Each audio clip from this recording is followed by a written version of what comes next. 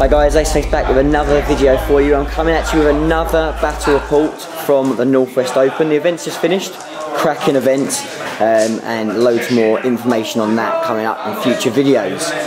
But we're coming at you with another battle report. I'm playing a gorgeous Necron army. I'm playing Rob, the legend, here we go, and we're playing his awesome Necron army. We're going to play something really simple and fun. We're going to play old style kill points, classic Purge the Alien, let's say, and we'll have a look at the deployment and we'll take a look at the armies. Right, so let's start off, guys, by looking at this gorgeous Necron army, some wicked conversions, and in fact this very army has just won the conversion on this bad boy here. So wicked, and was one of the finalists in best army overall, so it's a pleasure to have it on the channel. So let's go through what we've got. So we've got a Cryptek hiding at the back over there, we also have a Overlord and another Cryptek over here with a Destroyer Lord. With a Destroyer Lord as well, another wicked conversion. This guy's got a big old scythe on him, not messing about. He is flanked over there by some destroyers, and we have some heavy destroyers as well. So some tough stuff over there on that side. We've got some Immortals up here in the ruins. We've got then 2 units of warriors. 2 units of warriors? 2 units of 15 warriors. Perfect. And then we have this beautiful Ghost Ark. And in reserve currently, some more cool looking models. What are they called? These are Tomb Sentinels. 2 Tomb Sentinels. So yeah, some wicked looking army. So excited about this one. Overall you have 12 kill points, we've worked it out. So 12 kill points for Rob, and that's where he's set up. So we'll see how we get on there. And let's take a look at this Tyranid army. So we've got a really interesting army here. It should be pretty decent. So we've got a big unit of 20 Gene Stealers, and next to them is the Broodlord, my conversion, very old conversion, but still pretty cool. Looks a bit like an alien. We've got an Exocrine. We've got a Tervigan and 20 Gaunts, and then flying over here we have a Tervigan and 30 Gaunts. We've got a Skived Heragil. Pretty cool little unit. Got another Exocrine, and that's my whole army. So actually it's slightly less kill points, but what we've said is the Heragil is going to be worth 3, which brings me up to 12 as well. So we have got the same amount of kill points, so it's completely even. I have obviously deployed first. What we will do, even though we are playing straight out of the book, we will roll and give Rob the opportunity to go first. Obviously I will get a +1, but we'll do that now for you to see who is actually going to go first. So let's grab one of these lovely dice and let's go for it. So here we go. Oh, 1, not what I wanted, but you got a 2, so we're the same because it's +1, so roll it again. And I got the 6 and you got the 1, so I will be going first. So we'll go into, oh actually you're going to try and seize. Do you want to try and seize? He doesn't seize, so we'll now go into Tyranids turn 1. So end of turn 1 for Tyranids. The Exocrines have stayed still. They wanted to double shoot, they are just about in range. The Tervigans have both kind of run up and advanced with their termagants, and the Heragil has kind of gone up as far as he can as well, straight through the middle. Again advancing, he moves pretty quick because he moves 6 automatically on his advance. The Gene Stealers rolled hot as well as the Broodlord, and they're dashing up that side. So that was all that happened in the movement phase. Didn't do any psychic powers, probably should have done to be fair, but forgot about that, so never mind. And then the Exocrines shot into the warriors over there, killing how many? Killing 4. 5 warriors. 5 warriors from there, and then heavy destroyers. So then this guy over here then shot into those heavy destroyers, yeah, and killing 2 heavy destroyers. So pretty good with that guy. Obviously he will get his opportunity to get them back up in the beginning of his turn with the I'll be back RP. So pretty successful turn. No units down, no first blood, but we'll hand over to the Necrons and see what they can do in return. So, end of a brutal Necron turn 1. So, some real hot dice rolling by Rob. The majority of his army stayed still. Some slight adjusting of the destroyers to make sure they're in prime position to put in a hail of fire. At the end of the movement phase, his 2... what are they called? Tomb Sentinels. Tomb Sentinels. Tomb Sentinels, yeah. Yeah, they came up. So, 1 over here, and then 1 over here. Shooting phase, heavy destroyers that have come back to life, which was frustrating. Through his reanimation protocol, so he got both of them back up again. But everything here shot into Hirajil, as well as the Immortals up the top, the Warriors, the Ghost Ark, and everything that could hit him from that side, from the Warriors over there, taking him down just to 2 wounds left from his 22 that he started off with. So not great for me there, because he is now seriously gimped. He's on his last legs. And then over here, the Sentinel shot into the Exocrine, killing him off, doing an absolutely enormous amount of wounds. 15 wounds he did. No save at all, so ridiculous. And then over here, this one that popped up, also taking a massive chunk out of this Exocrine, taking him down just to 3 wounds, and also reducing his strength as well. So pretty brutal stuff, massive chunk out of my army. And obviously Rob has taken first blood, which is crucial in a game where the actual kill points are so close. So, a lot to do now. It's not looking great, guys. I thought this was going to be a soft list. Rob's taken a horrible list. Sorry. I actually apologise for nothing. He's a mean, bad man. Yep. Anyway, right guys, so we'll now see whether I can come back and pull something out of this. Let's go into Tyranid turn 2. Okay, so end of turn 2 for Tyranids. It was a pretty good comeback. So we surrounded the Tomb Sentinel, took him out with a combination of smites and shooting, so not too bad. The Exocrine managed to take his last wound, which was good, get his revenge, which was cool.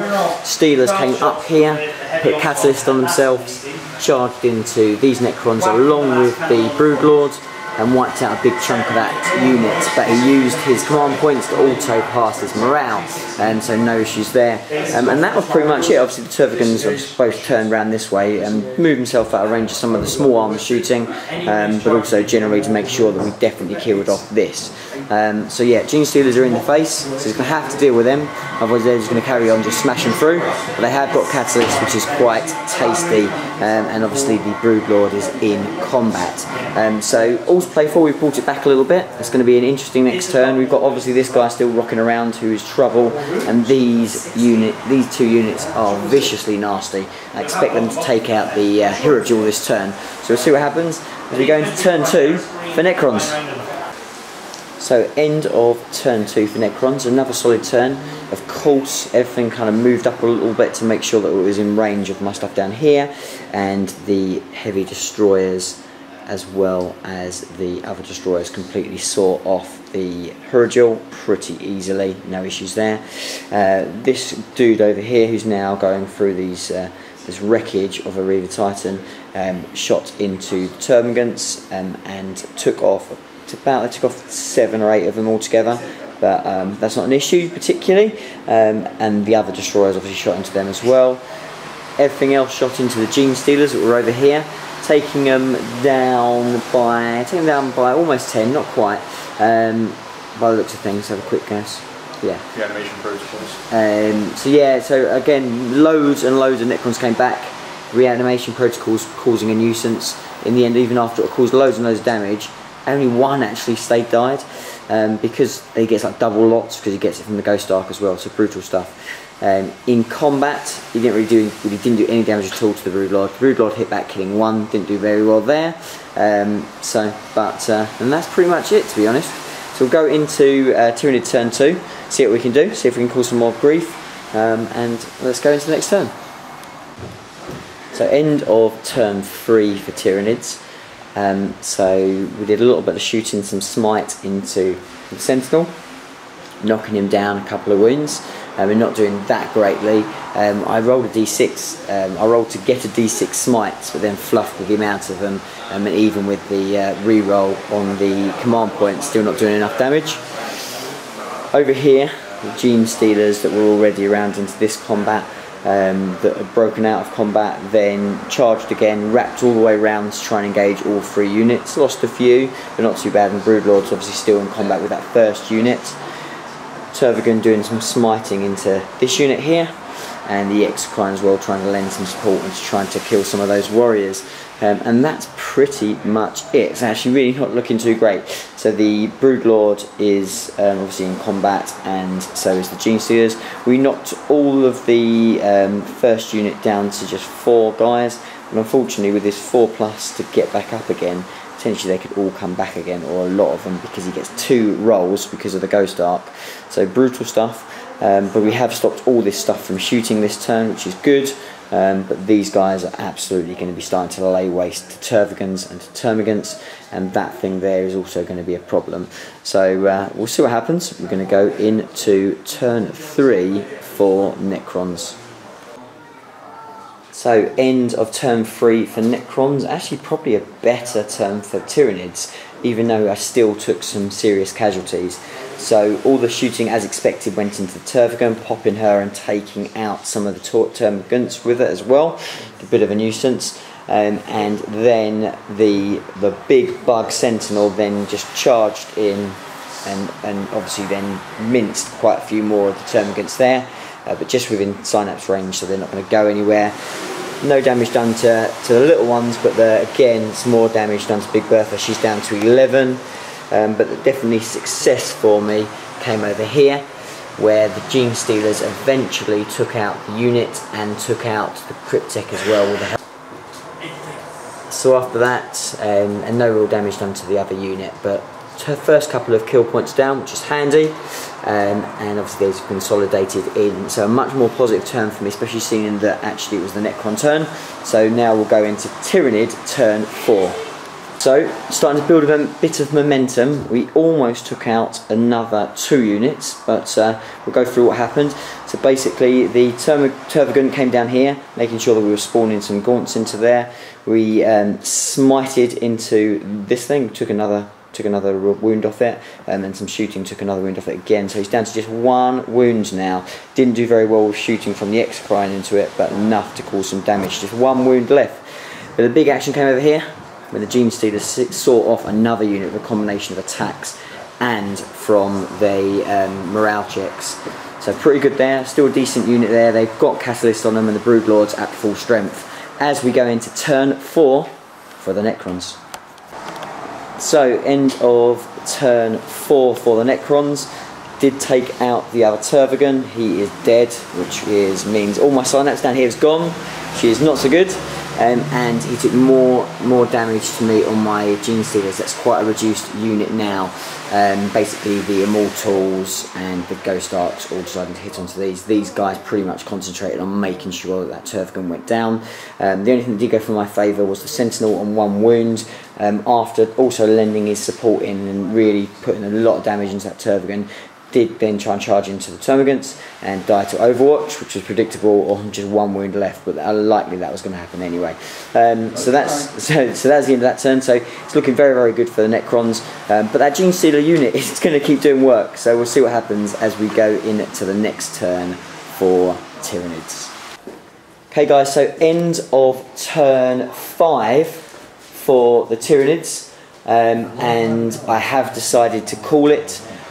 Just not really worth carrying on, to be honest, but we still had some fun in the last turn. So last turn the Broodlord and the Gene Stealers went into the Ghost Heart, knocking it down to just 4 wounds left, so not too bad there. Everything else shot at it. You still would have had your turn 5, but we decided to call it. So basically all that would happen next turn, to be honest guys, is he would have pulled that back because he has got fly. And then his whole army would have shot into the Gene Stealers and the Broodlord. There's all my damage output gone, which is pretty small anyway. And then that would just leave me with Termagants and with a very gimped out Exocrine. So we've decided to call it. Hopefully that was enjoyable for you to see. Really, really can't say enough about this stunning Necron list. It looks really beautiful and actually it really hit hard. So it's really, really good.